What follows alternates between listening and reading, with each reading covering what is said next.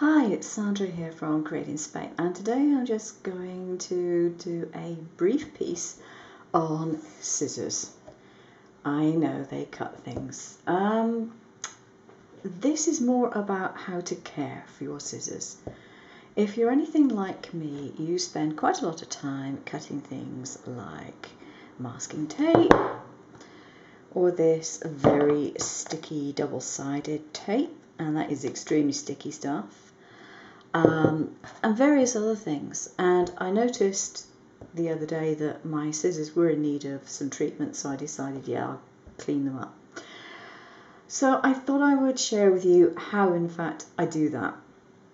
Now, first of all, I take my scissors and I open them up, and I use something on a makeup remover pad, just normal makeup remover pad, which is called Sticky Stuff Remover. Okay. Dissolve It is the technology name for it. Basically, it's something which gets rid of gum and stuff on sticky labels and things like that. When you buy things and they've got labels on, you can't get the labels off. That's the sort of stuff that removes it. And it's great stuff. It lasts for ages. And you can buy it in a lot of different places. You can buy it online and so on. And it's definitely very useful to have around the craft room. Okay, so I take my scissors and I open them up and I clean them off with Sticky Stuff Remover. And the reason I do that is because they generally get remnants of glue and gum and sticky residue all over the blades. And at some point you suddenly find that you're trying to cut something and it's not cutting very well, and you look at the blades and it's all gummed up. So that will remove pretty much everything and will leave your blades quite nice and clean. Then, in order to get rid of the Sticky Stuff Remover, because I really don't want traces of that left on my blades, I take another clean swab and I just use rubbing alcohol to get the remnants of that off, and it dries them off. Okay. So the other thing that I do after that is I use this, which is a silicone spray. And it's very, very good for things that you don't want to be coated in an oil per se. I wouldn't want to put oil on my blades really, because it tends to attract dust and dirt, and the silicone stuff tends not to.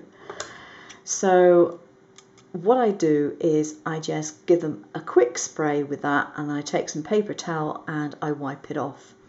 The result of this, the result is that I can cut sticky things and it generally doesn't actually stick to it very much.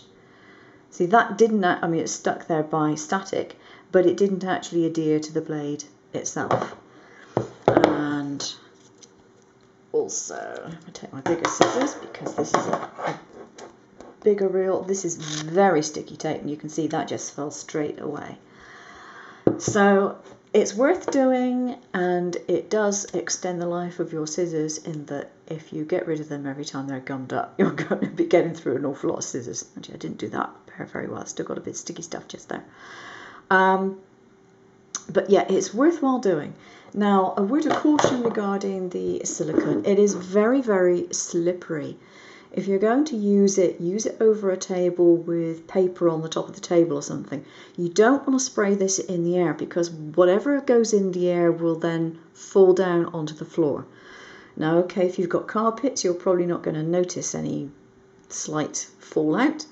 But if you are like me and you have tiled floors, you will notice the fallout. And believe me, fallout is what you're going to do, because it is so very, very good at making things non-slippy.